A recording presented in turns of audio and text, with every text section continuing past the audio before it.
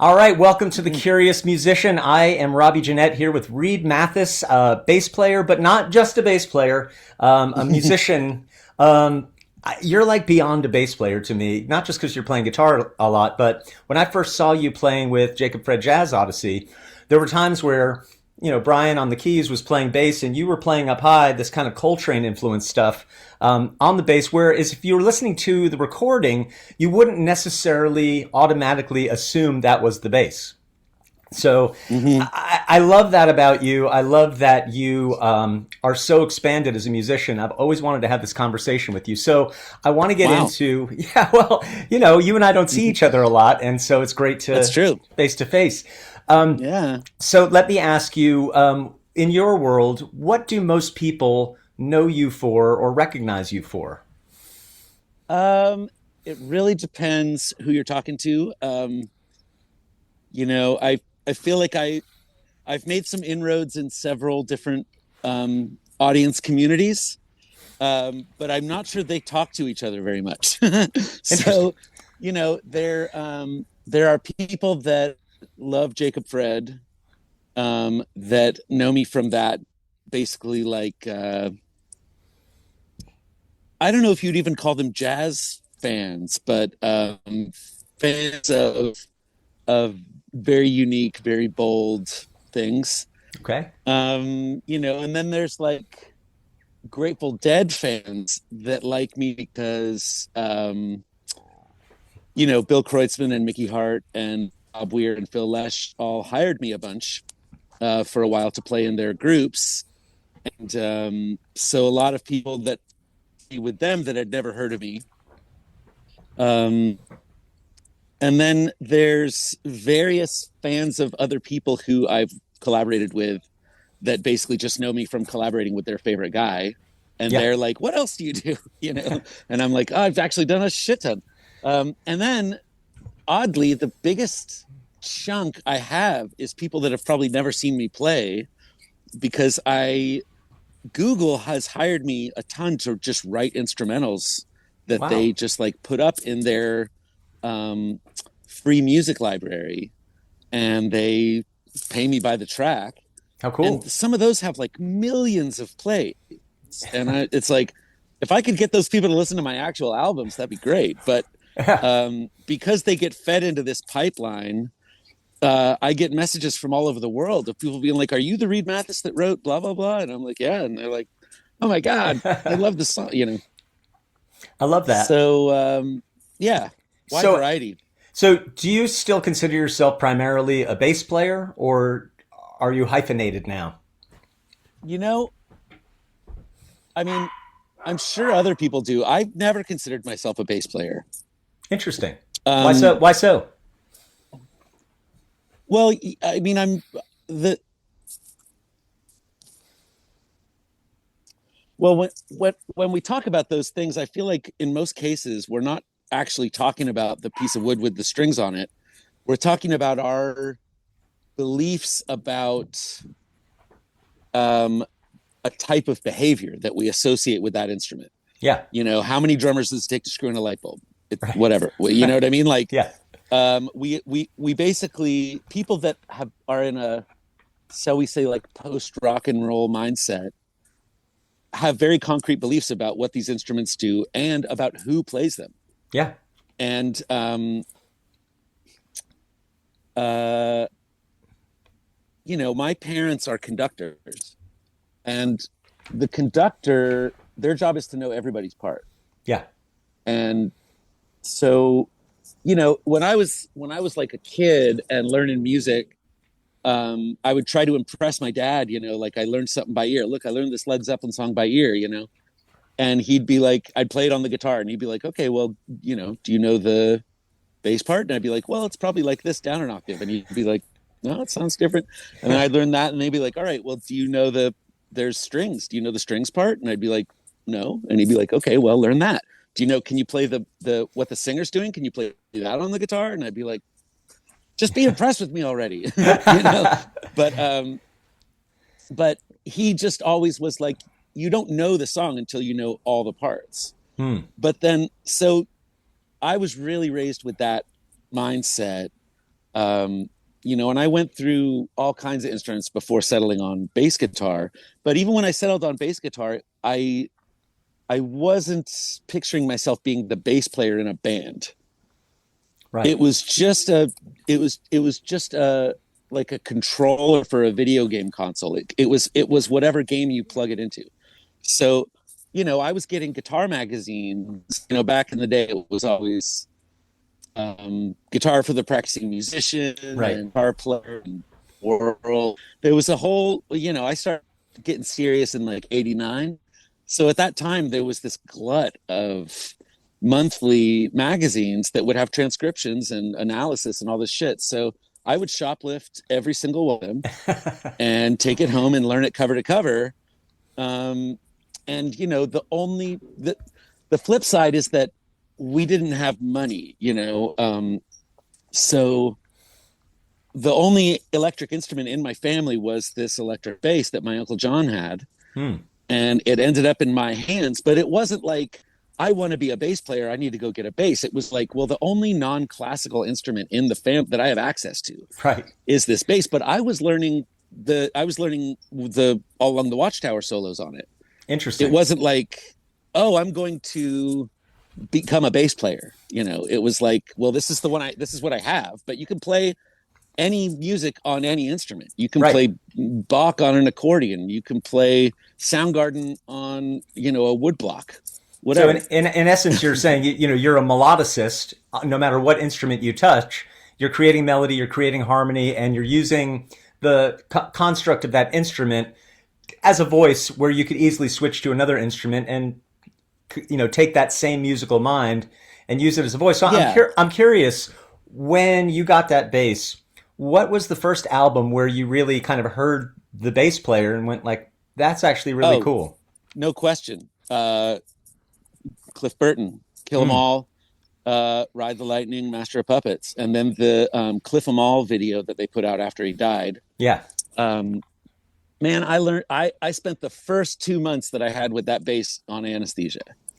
Um, and I got the first half of it. After the drums came in, I was pretty stumped, but um, the whole first part is basically just like an etude. So um, yeah, Cliff Burton, absolutely. I mean, I was never really super drawn to bass players specifically.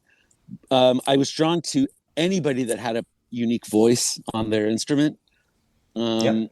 So What was so it yeah, I about mean, Cliff? What was it about Cliff that really stood out to you? Because he obviously was a unique player. He had the Rickenbacker. He's distorted. But what was it about that stood out to you that made you want to I dig in and play? the humanity coming out of it. Yeah. Just the same thing I liked about Jimi Hendrix and Beethoven and whatever. Like you can just feel this like sort of wounded warrior, screaming its way through the molecules, Yes. and like that Coltrane, that Charlie Parker, that Louis Armstrong, like um, I'm drawn to people that feel like they're overcoming massive odds with their chosen instrument. I love that. So with Coltrane, I've heard you say over the years that he was a very big influence on you. When did he first come into your realm where you kind of picked up on and noticed his music? When I was a freshman in high school, I joined the jazz band Mm, simply because you were allowed to bring your instrument to school, and I just wanted to have my instrument at school. Um, so I did that, and there was a drummer who's a senior, and so I started hanging with him a bunch, and he played me a Love Supreme, mm. and I was like, nope, don't like it. And then he played me um, Africa Brass, which has the first track is just like an E minor chord for 20 minutes. Wow. That made a little more sense to me. And Yeah. then the second track is Green Sleeves, Mm. um, with this wild group improvised, ride in the middle of it, and that just completely turned me around. Awesome. Um, What was it about yeah, Coltrane's changed my life. What was it about Coltrane's sensibility that kind of translated where you started to, because I remember when you and I talked when we first met about being Coltrane Uh-huh. influenced with all the stuff you were doing high on the neck on the bass. I'm just wondering, because obviously certain musicians, they just speak to us, we just grab onto their, coattails and fly. So what was it about his musicality? Because for me, I got him when I listened to the ballads. Had to kind of slow it down to Uh-huh. really understand his genius, because the fast stuff when I was young, it was just so many notes and I couldn't really make sense of it. But once I heard his Yeah. ballads, I was like, okay, I got it. So for you, what was it about his sensibility? I mean, there's a couple things. I mean, I really like that he um he was very obviously in search of something true, not something impressive, or he wasn't he was very obviously not trying to be pleasing in the normal sense. Right. He was trying to be true, and he was really, really, really like just relentlessly doing calculus to get to the actual equation of reality, whatever it is, you know. Yeah. And I just love that. I loved that. As beautiful as he sometimes played, you could just feel that his highest priority was some kind of quest, Yeah. you know. And it eventually took him past most of his fans. Almost nobody listens to the last 2 years of his life, you know. Right. Uh, so I love that, but I also love that, you listen to some of his first recordings when he was with Miles Davis, and it's like it's kind of ugly. Like and Miles even says, like, that people used to tell me to fire him all the time. They'd be like, what's up with that guy? He can't play. Yeah. And Miles was like, I hear where he's going. He's going somewhere. Just stay with it.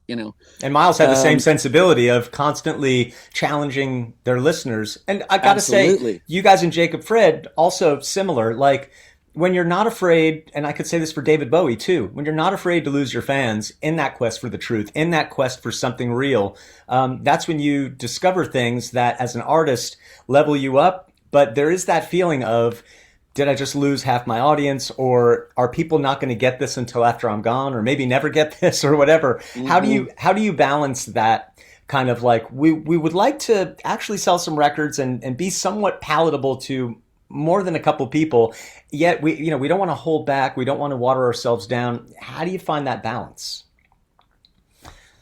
Well, I mean, I think about it like every show is like a first date. Okay. Like um if you put on a false self to be charming, or try to get a certain result from the date, Yep. you might get it in the short term, but that you cannot build a relationship on that. And eventually you're going to have to ditch that mask, no matter how charming it is, Yeah. and they're going to find out who you really are. Yep. And maybe when you're young and you're just trying to hook up, that's you're like, so what, it worked. Yeah. But people that are interested in having real relationships and a real experience on the earth, um you have to take a longer view and be like, well, I'm going to be the real me. And if they can't handle it, then this is not the person for me to date. Right. Right. And if they connect to it, so like maybe I'm enough of a sociopath that my charming self could sway a big audience. Right. But if that's not my truth, I'm going to need to like drink or something to like get through that experience. It's going to be a Right. strain on me. And most of them will be able to smell a rat, Yeah. you know? Yeah. And so I've just always been like, I mean, it's a huge gamble to be yourself. Yes. But if you, in a way, it's also in some ways the safest bet, because if you're really doing the work, and Coltrane always talked about cleaning the mirror, Yeah. if you're really trying to get to your real self, not your anger and your want, Right. but you're just who you really are, like that, we're all a little identical in there. Like we're all having a human experience. Being a human is a thing. Yeah. We're all having our own version of it, but we all have lungs and toes and shit, Yeah. and moms and dads and a grave ahead, Yeah. and so if if you can relate to that stuff Yep. and tell the truth about it, you are speaking to everybody, Yeah. so Yep. that's always been the gamble that I've gone with, and that we in Jacob Fred, it was like, well, let's be as human as we can, Yeah. and then that everybody has access to that. Yeah. It's pure energy too, because at some points when I would watch you guys on stage, there was just it would you wouldn't be able to think about it. It was just you're feeling it. It's just like all of this music coming at you, and I love that because sometimes when music just takes you and transports you. I once saw Ravi Shankar, and I went in to see him, and Yeah. I thought, man, I'm going to sit down, I'm going to pay attention, I'm going to learn all sorts of things. And like the first set was over, it was like the smoke cleared. I was like, what just happened? I was transported. So, and that's magic. How you people don't often conjure Yeah. that kind of magic live, and it's rare. And when you hit it, man, that's Yeah. the good stuff. So, tell me your first live concert experiences when you were either growing up with your parents. You said they're conductors. I'm assuming it was classical. What were your first live music Yeah. experiences? I mean, I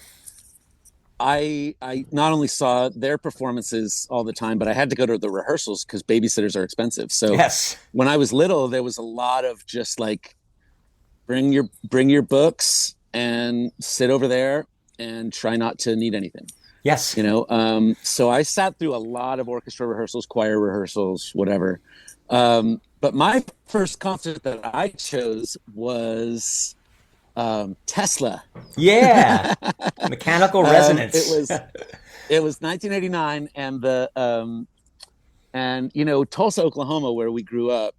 Um, Not a lot of bands came through there, and the ones that did, they didn't come on Friday or Saturday. They would hit Dallas or New Orleans on Friday or Right. Saturday. They played Tulsa on Monday or Tuesday. Gotcha. So we always caught their off night, and everything. But I went and I saw them. They had a hit on the radio at the time. Um, and their bass player threw out a handful of picks, and I caught one. It Nice. was like purple, and it had their little logo on it, and I was so stoked, and I kept it. I kept it in this little box where I kept random shit. Yeah. And then maybe 10 years ago, I was playing a gig in Sacramento, and I was chatting with the bartender, during load in. Yeah. And he asked me what first concert. I said Tesla, whatever. And he said, "Oh man, their band house is a block from here. The bass player still lives there. Brian Do you want me Wheat. to call him?" Yeah. And I was like, I mean, yeah, shit, For sure. And he wasn't there, but they said, next time you're coming, give me a heads up. So when I came back to play that club, this is Harlow's in Yeah. Sacramento. Yep. I gave them a heads up, and Brian Wheat came, and I brought the pick. And I was like, dude, in 1989, you threw this out in Tulsa, Oklahoma, and a sixth grader caught it, and that was me. That's amazing. And here it is, dude. It was really cool. Yeah. It's like really the cool. ultimate boomerang that pick. Year I saw, really? Actually, yeah. And Yeah. then that year I saw Motley Crue, I saw Poison, I saw Warrant, I Yep. saw that ilk of band. But then, when I saw Motley Crue, they were on the Dr. Feelgood tour. Yeah. I'm gonna move up here so the reception's better, maybe. Yeah. And dude, they destroyed. They fucking destroyed. They were amazing. And I'm not talking like musicianship. I'm talking about like rocking the fucking building, Yes. just like wrecking the place. It Yeah. was fucking amazing. And all those other bands sounded like fucking Toys R Us to me after that. And then I saw Metallica. Except Tesla. Yeah, yeah. And then I saw Metallica, and that was great. They were my favorite band, And then I saw Rush, and that's where I got off the train. Actually, I really did not like Rush in person. Really? Um, Well, I I did guess not. It was at that time you were into probably the Presto, Roll the Bones, that kind of era, which wasn't the early stuff, and it was more alt rocky kind right. of. So if you, Yeah, I mean, I just saw them here in I, LA, and it was incredible, like yeah, on new drummer, 10,000 eh? levels. Oh my god! But Yeah. both Geddy and Alex were on fire. They were just in playing like Hmm. 40 years ago. I couldn't believe it. It was amazing. But I'm Well, sorry that wasn't a good by the show for time I you. saw them, well, by then I was becoming an improviser. Yes. Um, and there was none of that. And it just felt energetically, it felt like, um, it just felt like the opposite of what I was getting from Jimi Hendrix, you Yeah. know? Sure. Uh, you know, so, yeah, that Rush show in Oklahoma City just, um, it kind of coincided with a big change in me, you know. Yeah. And within a year, I was listening to Miles and Coltrane.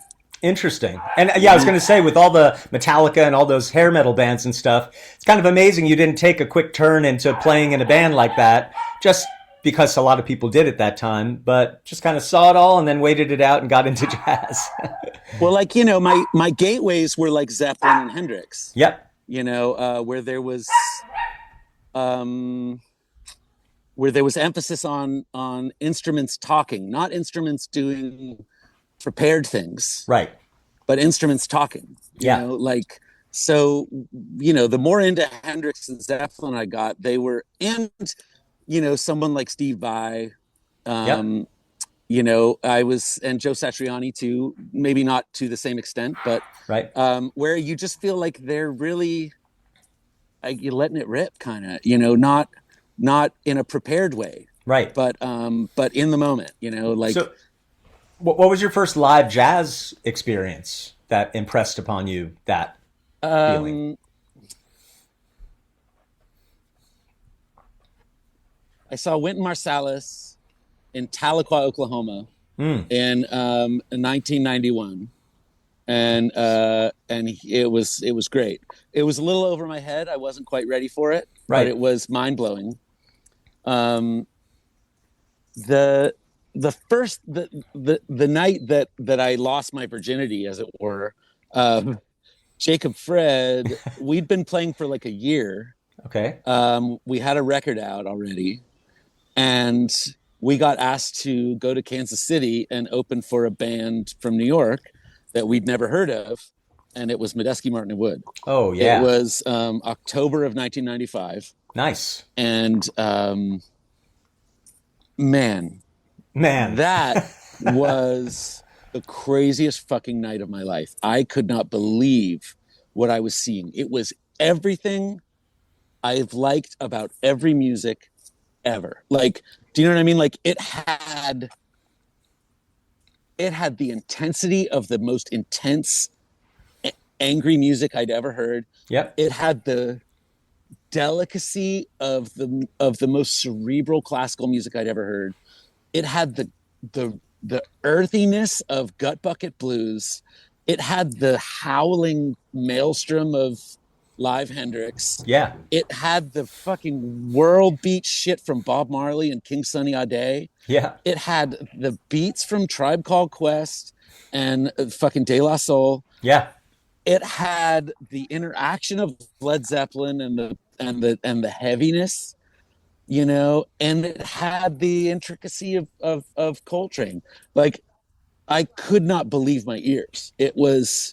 I literally didn't know you could be that good at music. And I've been seeing people play music my entire life. Yeah. And I was like, good fucking God almighty. Like, Jesus fucking Christ.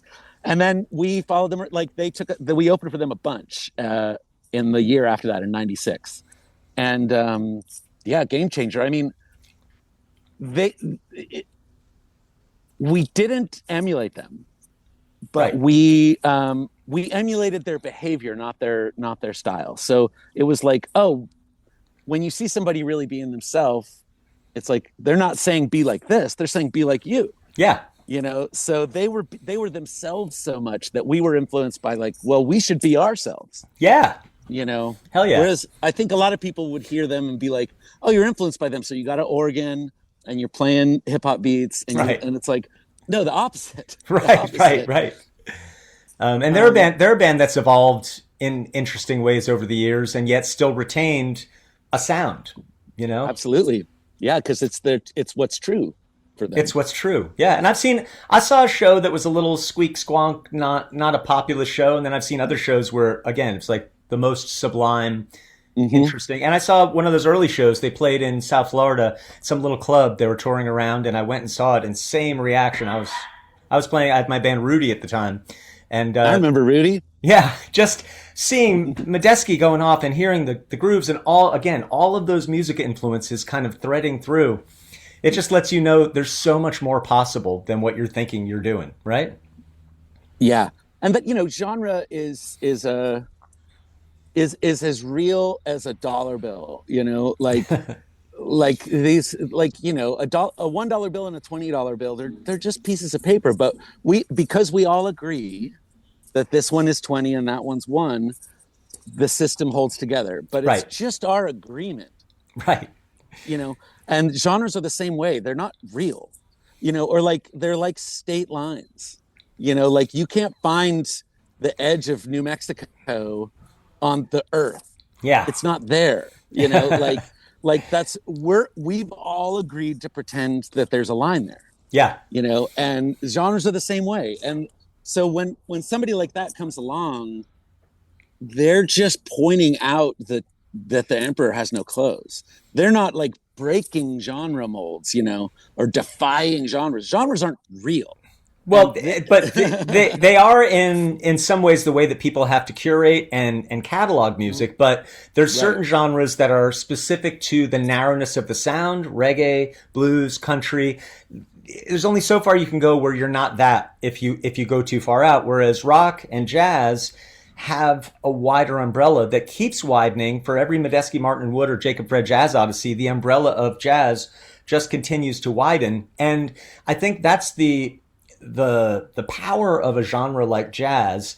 Even though you might say, well, what we're doing is not quite jazz, if people are going to categorize instrumental, partially improvised music, they're probably going to put it in jazz or new age if you're really Yeah, super but super mellow. that doesn't make that true.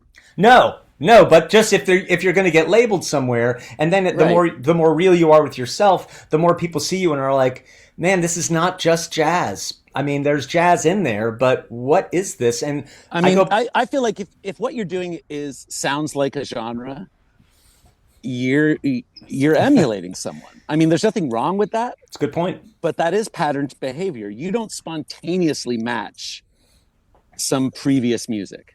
No, So if any artist that has done the work to be in touch with who they really are, they're not going to match a genre. right.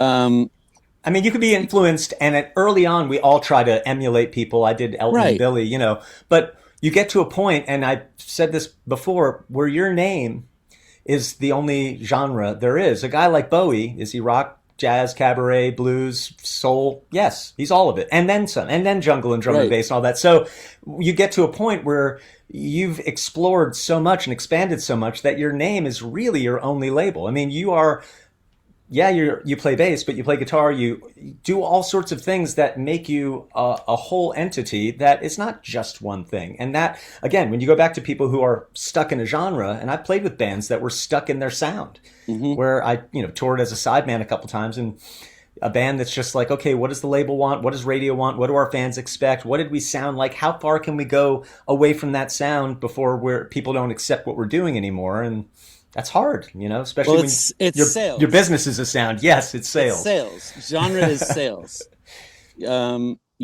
And but then Money there's money but then helps. there's but then it's true. But then there's nature, you Yeah, know, and flowers aren't selling to bees, but they still find each other. You know yeah, what I mean? yeah, Like the I feel like all that is true. All that music business stuff is in reality. Yeah. But there's a deeper reality, which is where music comes from and why we make music and why we listen to music. Yeah. People aren't like, I'm really going to consume some music today. I'm going to be a real consumer of music. Like, nobody wants to consume music. They want to hear it. They want to feel it. Yeah.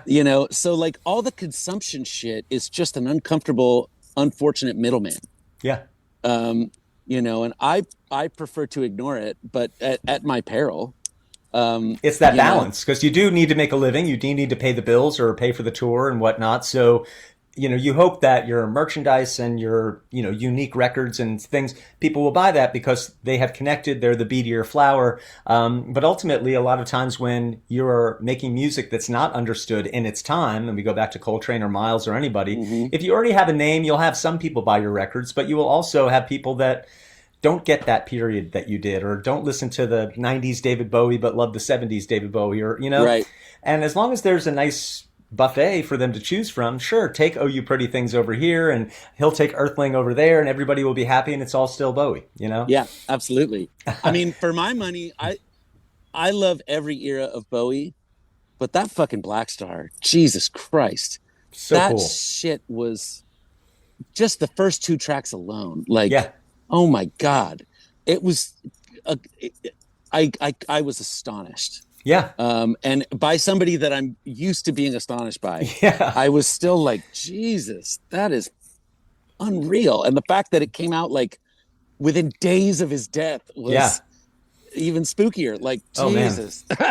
Yeah, and it's music that's not easy necessarily. It's not like you put it on, you start Let's Yeah. Dance or the serious Moonlight stuff. But it's such compelling vibes, and when you get into what he's saying, it really wraps you in and pulls you in. And that's power, man. There's the power of music that even if you don't understand it, you're drawn to it. Yeah. I Uh, mean, who wants to understand sex?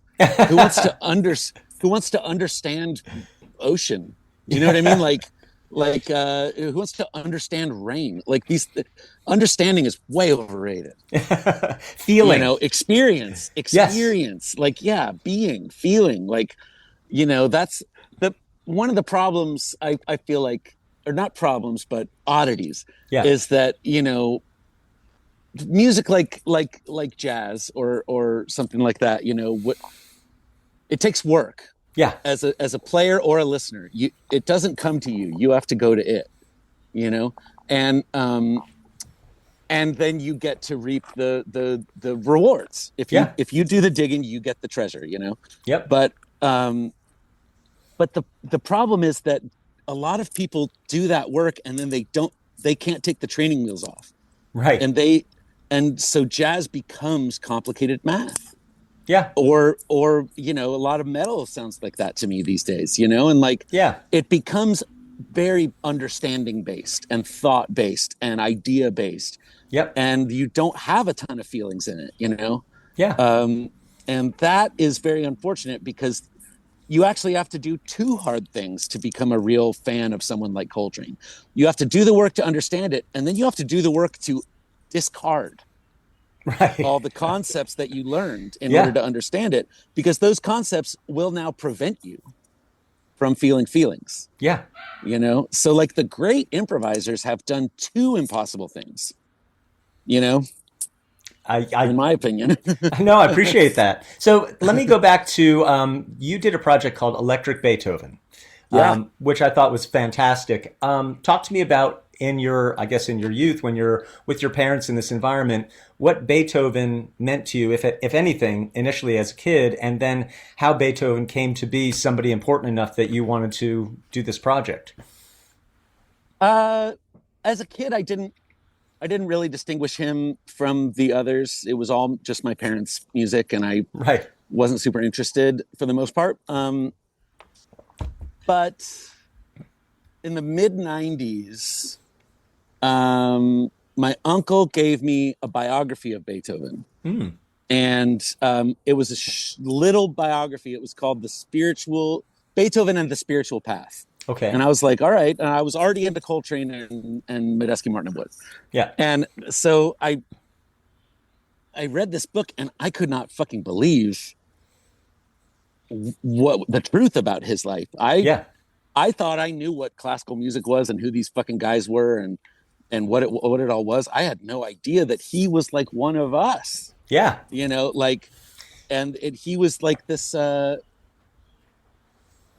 I I thought that he was like classical musicians. Okay. I thought of him as a classical musician. You know what I mean? But when you actually look at the human, there's no trace of that genre in the actual person and his life and how he made music. He wasn't like, I'm going to write some classical music today, Right. like,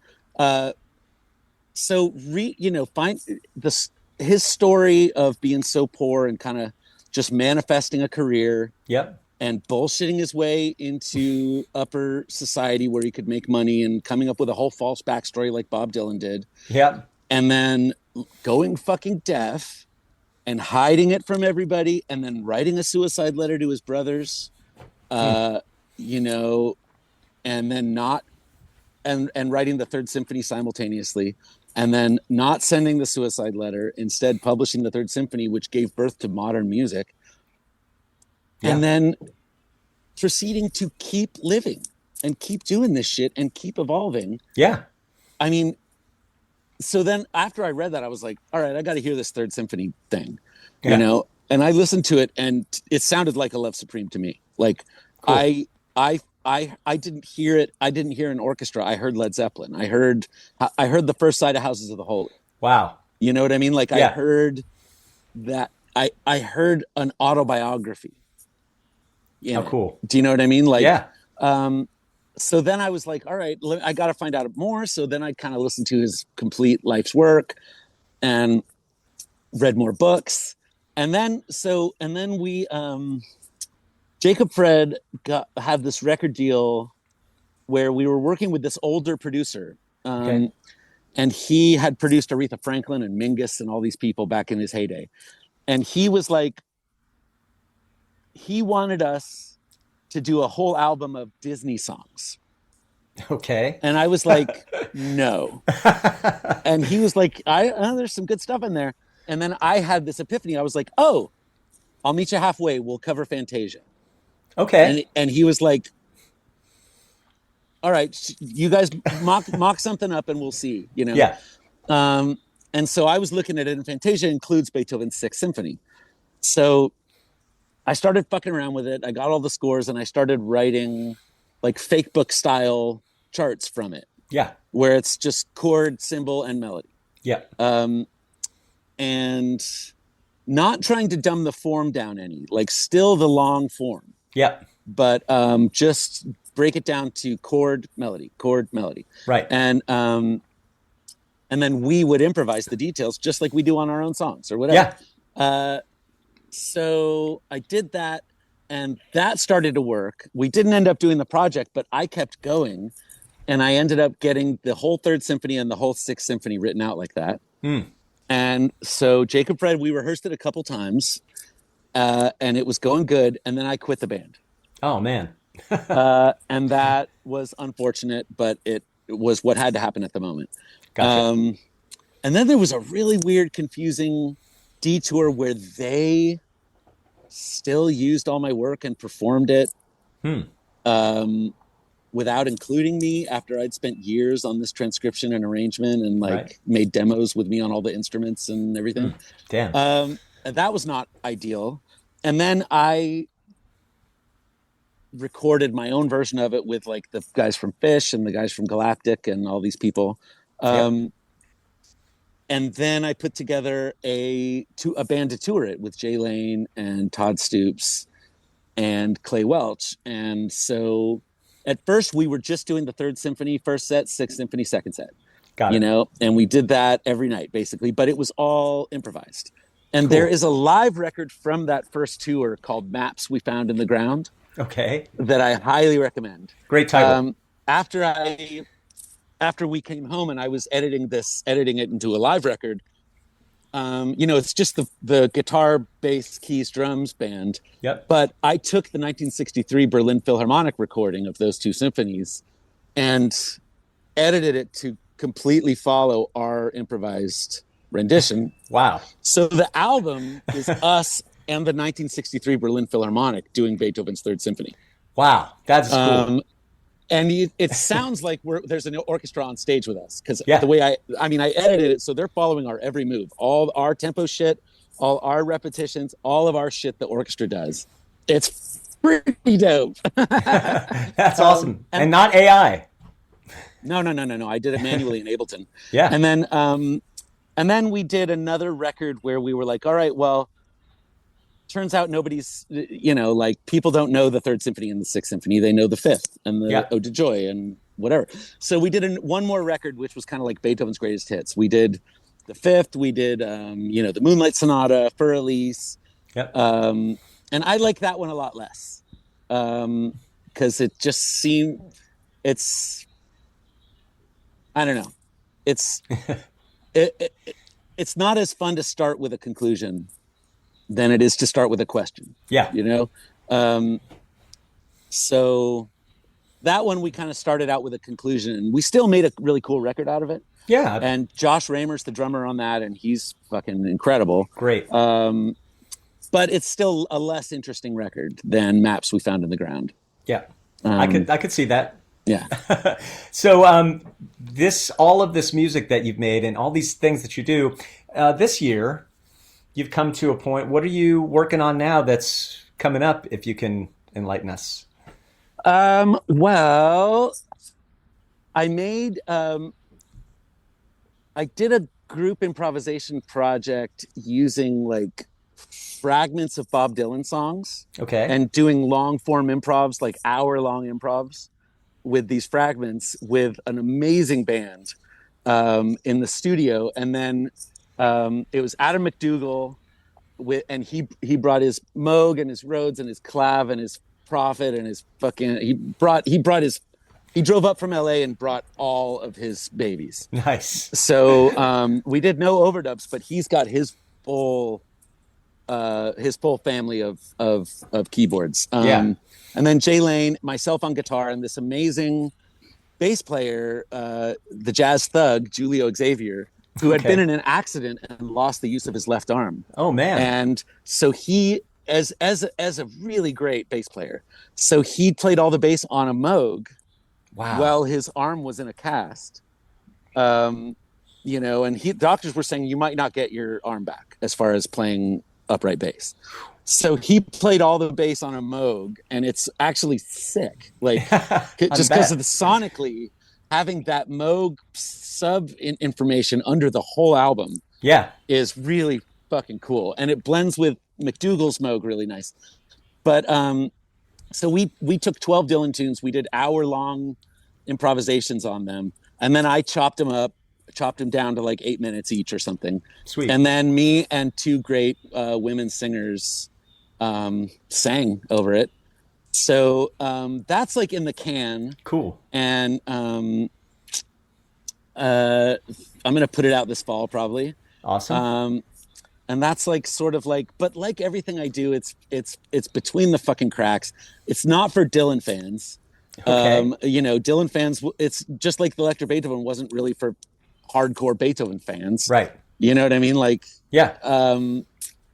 It's for outliers, like everything I make. It's more about the group improvising than about the Dylan.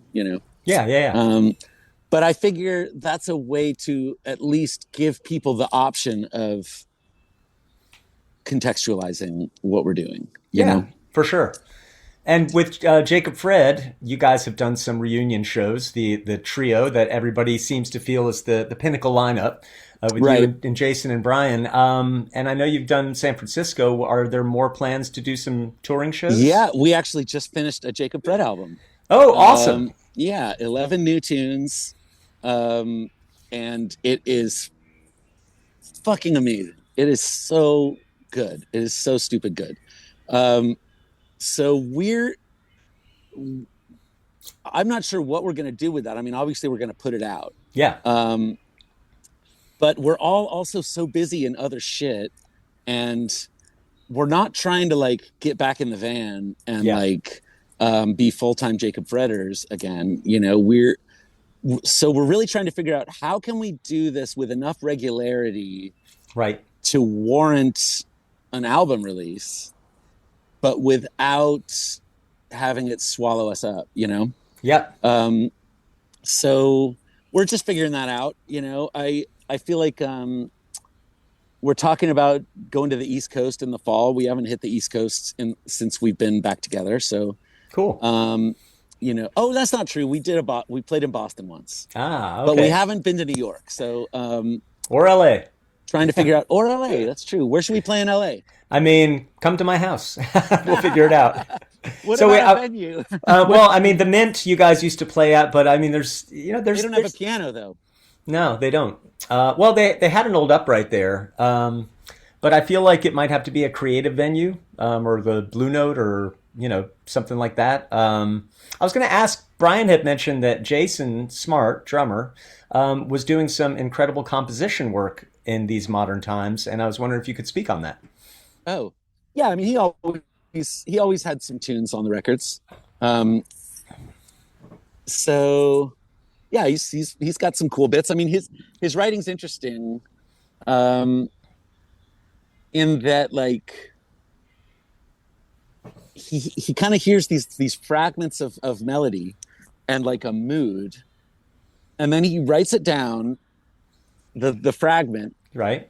and then usually we play it, and then he goes, "That's not quite it," and then we monkey with it until he goes, "That's it," Cool. and then and even then it's like it doesn't really have a chord progression or a form necessarily, and Okay. then we start monkeying with it, and then we kind of all together build it into an arrangement or a song, I love that. that has a shape, you know. Yeah. But they have his ideas have a specific enough mood that that we always end up with something really cool. Whereas me and Brian tend to bring finished songs, Yes. where it's like all the way written out, Got it. and then we still collaborate on what we will actually do. Right. But with Jason, he brings ideas, fragments. So it's cool. Yeah, A lot of people don't give the drummer a chance to kind of put that input in. They're like, "You're the drummer, you'll play the beat," but when you're a drummer, you have ideas, and sometimes when you open yourself sure, up to yeah, those, music comes out that you might not have expected, and I love that. yeah, Keeping it absolutely, real. absolutely. So, are there any more plans to do Billy and the Kids stuff? Oh man, I hope so. Kreuzman just turned 80, Okay. and that is old for a drummer. Yeah. Drums are a very physical instrument. True. So the last tour we did, the last few times I played with him, I've gone to Kauai and we've played there at a performing arts place. Nice. But the last tour we did in the States was in 2024, Okay. and we had Andrew Barr on second drums from the Slip and the Hmm. Barr Brothers, and Bill was getting fatigued, Yeah. Um, and Andrew was doing a lot of heavy lifting on some of those shows, and it broke my heart because Bill's not old in his mind, Right. you know, Yeah. but his body just it broke my heart to see how frustrated he was Yeah. when like his back was hurting or his elbow Right. after playing, like, because it's just like it's like God, like he's not doing anything wrong, he's just old, like But back in it's those like days, in the 60s and 70s, you didn't come up thinking, I got to eat right, I got to exercise. This is uh-huh about being almost like an athlete.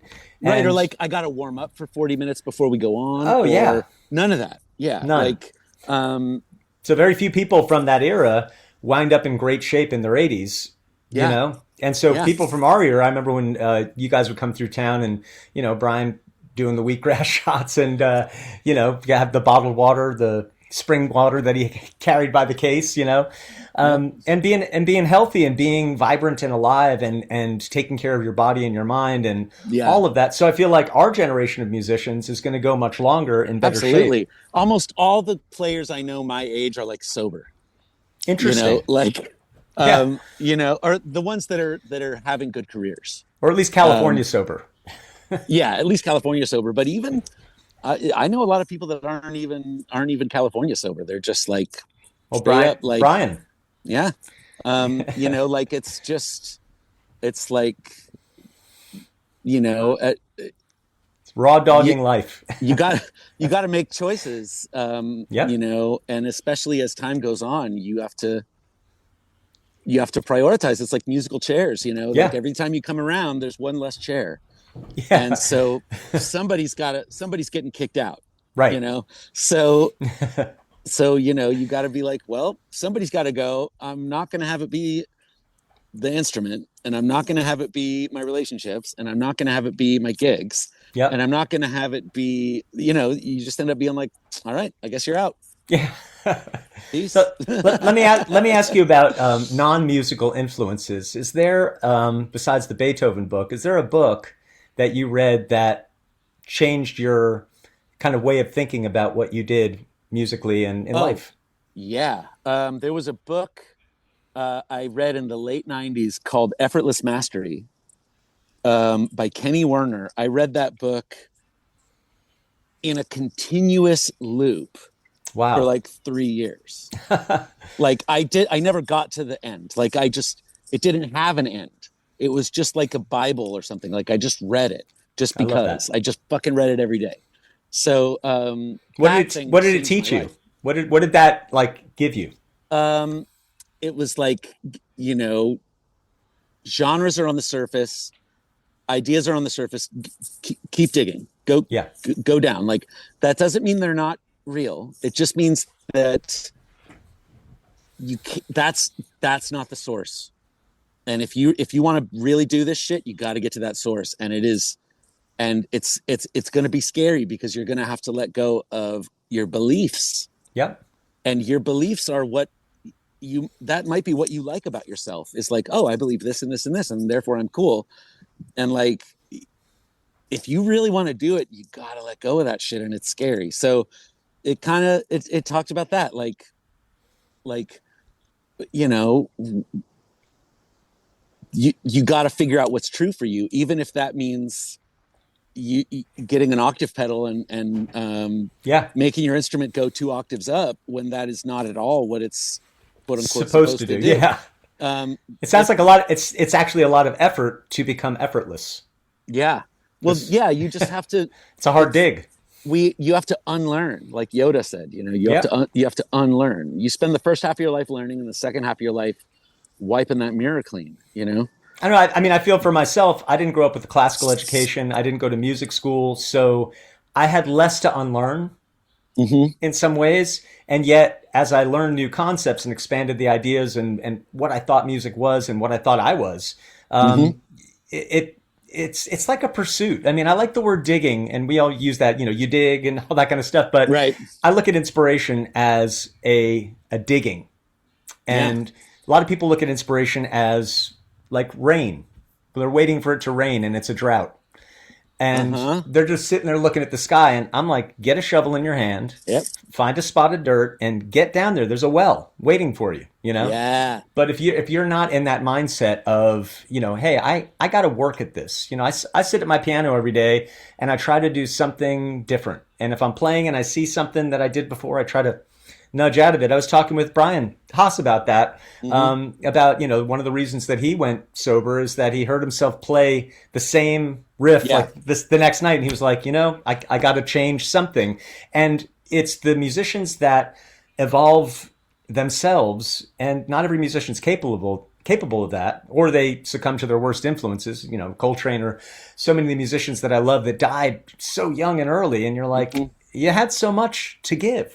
Yeah. You had so much left. I mean, you look at the 27 Club, but also, like I love the band's stuff.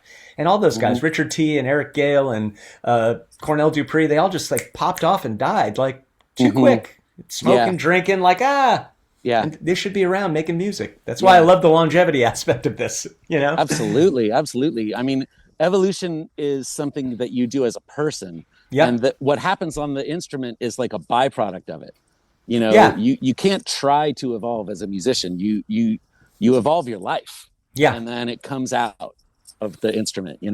Yeah. But I feel the same way. I play hours every day, not with a goal, just because I owe it to myself Yeah. to be to do my part. Show up, Yep. And some show up. like when you play, I fight the balance of keeping my back pocket stuff nice and tight, blues and boogie and stuff, and trying to push out of genre and limits and stuff like that. I'm curious, do you have like a routine every day that you get into, or you just make sure that you pick the instrument up or sit at the piano or whatever and just open the door? I Yeah, I put myself through paces.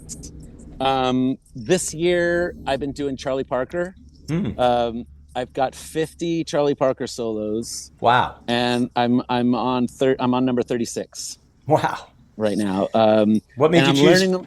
what made you Uh, choose Charlie Parker? it just felt like time. Uh, it just called to me. Yep.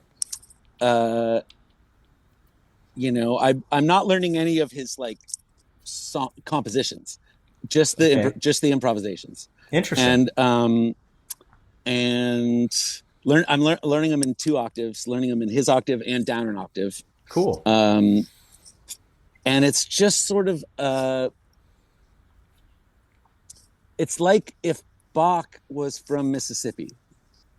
You know what I mean? It's sort of Yeah. like it's like it's the most advanced and the most down and dirty all at once. Um, so I like that. I also like that it's so idiosyncratic Hmm. that it can't really be emulated. You can quote it, which is what most people do, but Right. you can't really sound like it. You either quote it or you can't use it. So I like that I can work on it, and I'm not tempted to use it on stage. Right. Like there's no applicability. It's just the enjoyment of basking in it, Yeah. and then the physicality that it requires to get it onto a stringed instrument Right. is that's just like good. That's just like going to the gym. Yeah. And then the musicality of it is just like beautiful and soothing and powerful. But when I get on stage, none of it is of any use. But And yet that, it's all built into the wiring because that's what people don't understand is what you practice doesn't have to be on stage. It can be for just the exploration of your mind. I always talk about like finger painting, that kind of same mentality when you were a kid and you were just like, what does this do? yeah, And learning things, learning transcriptions, figuring out a song off record, going through and figuring out what was that chord, all of mm-hmm. that imprints, neural pathways. And then when you get on stage, there's extra there. Yeah. My deal with myself is I'm forbidden to quote my heroes on stage. I mean, every once in a while to throw in a recognizable quote to give Well, a yeah, but that's not what I'm talking about. I'm talking about passing it off as my style. gotcha. Yes. Like I with because of when I started playing, I can sound like Eddie Van Halen very easily. Hmm. And man, I want to do it. And it's like, don't do it, man. And I'm not talking about finger tapping. I'm talking Right. about like the chord shapes, the rhythm shapes, the tone, Yep. all that stuff is just like, God, man, if I didn't care about integrity, fuck, I would just do that shit all day because it feels so good. And it's just like, God, it hits every fucking thing I like. And it's like, nope, So absolutely not. it's interesting though because feeling good and hitting all of the things that feel good about music should be a reason why you should play it. Like the same thing with Beethoven or something that gets you, and yet But something guess about what Eddie Van Halen didn't do? what? Sound just like his favorite shit. Fair enough. Yeah. All these people we admire, that's what they all have in common. They Right. didn't copy their favorite shit. Yep. They came up with something personal and true. Yeah. There's so many people that play Grateful Dead music, and I appreciate that because it has become in a way like the American Songbook or jazz standards, where it's like Yep. you're allowed to have your own take on it. It's flexible enough that you can do group improvisation. A lot of Yep. people choose not to, but you can do Yep. group improvisation on it. but it's astonishing how many people think that sounding like those guys, or even using the exact gear they used, which Right. is a huge fetish for a lot of musicians that are into that shit, Yeah, yeah, yeah. that they think that's a tribute to those guys. In my opinion, that is the opposite of a tribute to those guys, because Right. what those guys did was find gear they liked, Right. not pattern on somebody else's gear. What they did was find tone they liked, find a touch they liked, find a sound they liked. And yet, there's a certain perverse pleasure about seeing Al Di Meola play the Tiger guitar. Where you're like, that's kind of cool. I mean, he's not going out and doing a whole tour on it or something like that for him to be like, wow. Sure, but that's not that. I'm not saying it's not cool to copy people and sound like it. It's just not a tribute to those people. Do you know what I'm saying? Yeah, yeah, yeah. Jerry Garcia loved tons of guitar players. He did not take their guitar on stage. Right. Like, he had a thing that was his. Yeah. And I feel I would rather fail trying to do that than succeed sounding like an icon. Yeah. And going back to evolution, whether it's an evolution of yourself or whether it's an evolution of a group, I want to bring up the band Fish, who's a favorite of mine, as an example of a band who has continued to evolve, being the last name of their last record, but they do these deconstructions of the music live and find things that weren't in the original song, in this live collective. And I think one of the things that people don't understand about them is it's the same four people improvising together for over 40 years. Yeah. And you don't have even Miles' greatest lineups, any great lineup in jazz or rock and roll, short-lived. Somebody left, somebody died. So to have that, and look, you have U2 is still the same four guys together, but they're not improvisers. Right. So absolutely. I don't know of another instance in any genre where the same people have improvised together, written songs together, and been able to evolve together. So for me, even if you're like, oh, they're just a dead knock, whatever you think of this band, every time they step on stage, it is a revelation, because they're still searching, and they're still able to let go. Because you'll be listening to a song and all of a sudden you're like, what even is happening right now? I don't know. And they're all just, they let go with it, and then they can find their way back together. To witness that live, to be able to do that live, to be able to let go with such abandon and trust the people you're with. It's the ultimate trust fall. Not easy for probably 99% of the people out there to even conceptualize. Yeah. And wasn't always easy for them, No. Trey Anastasio in his youth was a real soloist with a capital S, Yeah. And part of why I feel like they've been able to find so much new vistas is because he's come to a point. This is my take, and I'm not well versed in their stuff and haven't actually seen them very many times, but what I take away from it is that he's like, well, I'm not the soloist, I'm the top note in the fugue, right? And like, so it's not like I'm foreground, their background. It's like, well, no, we're just voiced. I'm the top note, then there's a middle note and a bottom note, and so approaching it that way, it's not soloist and accompanist. And I feel like that's another thing the Grateful Dead was good at, but I don't think Fish got it from them. I think they come by it honestly from trial and error. And to me, Fish is more post Zappa than absolutely anything. And like post a lot of things that the Grateful Dead wasn't. Yeah, I don't hear a ton of Grateful Dead in what Fish does. Not at all. It's that what they have in common is a type of audience. Correct. But not that they're not coming from a similar place musically, I don't think. No, not at all. And to make that assumption or to say, oh, Fish is just noodlers is like missing the boat. That's why I'm always amazed at musicians that discount Fish. And I'm like, this is like a band that is playing almost every kind of music, like wrapped up, like their umbrella includes anything they want to do. Bluegrass, country, whatever it is, it's in there. And you don't know what's going to come up. And I think people who just assume things and don't, dip their head in are missing something. Sometimes it's what I feel like what people are really saying is, well, those aren't my people, basically, right. Like about a band's fans, I did that for a long time. I never really checked out the Grateful Dead, and I just was like, oh, it's not for me because the people that were into it when I was growing up Right. were not my people. So I was like, those aren't my people. Isn't And that I interesting to make an assumption about a band absolutely, because of your assumption about their fans, which may be exactly correct. Like they're all a bunch of hippies right. that are less showered than other people. I don't know.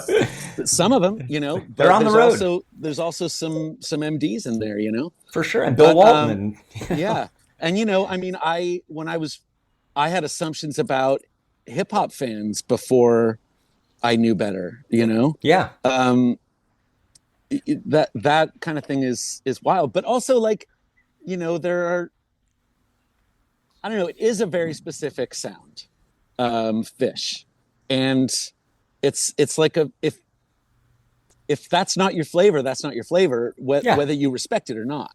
you right. know so I But but then you can see them live and they do Good Times Bad Times by Zeppelin. You're like, how is this band doing this at this such a great level? Like mhm, I like to go back to people who make assumptions and cut themselves off from things, or don't give something a fair chance, do themselves a disservice. And yeah, it's not that everybody needs to be a Fish fan, but I see that more often where people, their own assumptions inhibit them. And then you go back to people who actually make music, the same can be true. And we've had yeah. that happen where you discover a band or a type of music that you discounted for reasons, they're fans or, Sometimes you're just not ready. It's not time for you. yeah, Like, there are I read Moby Dick in 6th or 7th grade because it was hard. yeah. And I don't remember a fucking thing about it. And then in last year I listened to an audiobook of it and I was like, this is amazing. Like I read Bob Dylan's Nobel Prize acceptance speech Okay. and he talked about Moby Dick and I was just like, man, I should try again. Yeah. Like the way Dylan's talking about this is no joke. I need to check this out. Yeah. And I listened to it and I was like, this is fucking amazing. I wasn't ready for it. And, people that were trying to get me into the Grateful Dead 30 years ago, Yep. I wasn't ready for that, Right. Yeah. Um, and there's shit right now that I hear that I'm not into that I will probably come around to at some point. Yeah. I mean, I famously did not see Fish till like 2009. Mm-hmm. And I had chances to. Big Cypress in Florida and stuff like that. I was like, nah. No. Mm-hmm. And I went and saw every concert I could. For some reason, it never was as important to me. And the minute I saw them, I said, oh, okay. I'm in. That's Sorry. cool. Yeah. The Allman Brothers was the first band that I could put on a record and kind of play along to. Yeah. And because it was, blues based and stuff like that. But, Uh-huh. and hearing Dickie Betts phrasing and, you kind of pull from an area where you're like, wait a second, I'm getting influenced by somebody who's not like my instrument. This is kind of cool. Mm-hmm. And I know that's happened for you on numerous occasions. Yeah. Um, Yeah. I disregard what instrument it is. yeah. I just listen to the music. Well, I had a discussion with somebody about Ella Fitzgerald versus Frank Sinatra and what made them great singers. And I said, Frank Sinatra's a great singer, limited range, but what he did with his phrasing was amazing. Ella did call and response with everybody in the big band. So she Mm-hmm. was a vocalist, a melodicist, an instrumentalist, pretending to be the trumpet, this and that. So her ability to scat and the mind of a scat singer, Mel Torme as well, put them on a different level than just a singer. And I don't want to call Frank Sinatra just a singer. He was great, but it's what sets her up to be more of a musician mind than Mm-hmm. a vocalist. You know what I mean? Interesting. Yeah, sure. Yeah. So, the idea of thinking of every melody, regardless of the instrument, as being something you can take from, or every rhythm, every bit of percussion, Yeah. just Well, turning and just people on. not even instruments. I mean, a truck going over a speed bump is Yes. music. Yes. A kid at the park down the street screaming is music. Yep. Birds are music. Yep. Whales are music. Well, you know Like- the story about the Bee Gees writing Jive Talkin' going across the Julia Tuttle Causeway, and the sound of the tires on the bridge gave them that rhythm. And then Wow, yeah. they got to the studio, they're like, let's record this, Absolutely. It can really come from everywhere. And I love that you bring that up, because when you're open to it, everything is an influence. Like the ocean, you're saying, like, the ocean Yeah. is an influence. I mean, it's so I love it. It happens to me all the time where I'll be listening to a song, like maybe in the car or in earbuds, and somebody will like maybe honk a horn, Right. and it will be in key, on the fucking backbeat or whatever, Yeah. right when the lyrics said whatever they said. Like, it's just like, wait, did you guys hear that? That was like, I did an outdoor gig a few months ago, and we got to, it was in Ventura, California. Yep. And there was a train track near the where the festival was. Yeah. And we got to the fucking last song of the second set, and we fucking hit this climax. Boom! Train comes by, hits the whistle. It's the chord we were playing, Nice. and it blasts, and we were just like, oh, like what? How? What? Like, I love so that. amazing. And like the people on the train had no idea Yeah. that they weren't like, here it comes, 3, 4, Right. like, you know what I mean? They Yeah. didn't know. Like, and right now my voice could be in key of somebody walking by, and I Yeah. wouldn't know. Like, Right. there's some sort of like huge mind making one huge song out of all of this shit. You All know, you got to and do we're is just be like open. tiny Like, little slices. well, Yeah. you're an antenna. You're picking up the vibrations, and the wider that antenna is in scope, the more you hear things like that as being musical. Where some people be like, music is music. It's like, no, everything is music. Everything is percussion. The guy hammering on that steel pipe on 42nd Street in New York is making a beat with it. And that's why I feel like it's so, that ties into like the importance, I feel like, of figuring out what's true for you as a musician, because the thing that's going to line up with all that is not going to be how you want to sound. It's going to be how you do sound. Like, Yes. you're like, who you wish you were has no role in making music. It's who you are, and Yeah. sometimes if you're super invested in who you wish you were, coming to terms with who you are might be a letdown. But I You would know, say I would say also, if you flip the script, David Bowie conceptualizing Ziggy Stardust and saying, "I'm going to be something completely different," and then changing again, Thin White Duke, and then to be able but all of to, those things were in him. Like, he yes, wasn't, they weren't arbitrary. He was like, I feel compelled to do this and I don't know why. Like, the right, impulse is what I'm talking about, not the appearance. yes, Like, it's not the sound that I'm talking about. It's like the impulse, where the sound comes from, yep. like, yeah. Well, that's why I called this podcast "The Curious Musician," because I feel like curiosity is what leads you to all of these discoveries about yourself and about the world around you, and music and what it is and what it isn't. Yeah. You know? Curiosity in the positive, in the negative, like the discomfort of existing. Yeah. I feel like musicians are also really driven by, like, there's got to be something else. There's got to be something better. There's got to be something deeper. There's got to be Yeah. something higher. There's got to be something truer. There's got to be something that doesn't suck. Like, like that's like, just, we're drawn towards curiosity, but we're drawn away from chaos and meaninglessness. Like, we're like, God, there must be meaning. I must feel this way for a reason. Like, Yeah. I can't just feel all this angst and all this lust and all this shit for no reason. Like, there's got to be a reason. And I feel like that's why we pick up the instrument, is because we're like, we need meaning. This has to mean something, Yeah. like, it can't just be chaos, Yep. And yet, some chaos can be arousing. Absolutely. In the mix. But then it's purposeful. But then it has purpose. Yeah. I mean, Jimi Hendrix is a perfect example. You go back 20 years or so before Woodstock, when he played Star Spangled Banner in the way that he did, and Stravinsky had played it, and people rioted, and the cops came back and said, "You can't do that again." And he'd only changed like a note or two, like made it a little bit his, and people at that time had the ear to be able to reject it, whereas when Hendrix did it, it was ripped apart and just blasting, and everybody loved it and still perform it. So Yeah, absolutely. an incredible. Have you ever heard his studio Star Spangled Banner? Hendrix? Yeah. The first time he ever had access to 16-track tape, he filled all 16 tracks with guitars playing the Star Spangled Banner. I have to find that. Where was that out on? They put it out posthumously on the Rainbow Bridge album. Got it. But just go, it's on YouTube, I'm sure. Yeah. It's 16 guitars, some of them at half speed, so they sound like bowed basses. Yeah. Some of them at double speed, so they sound like chirping, chickadees.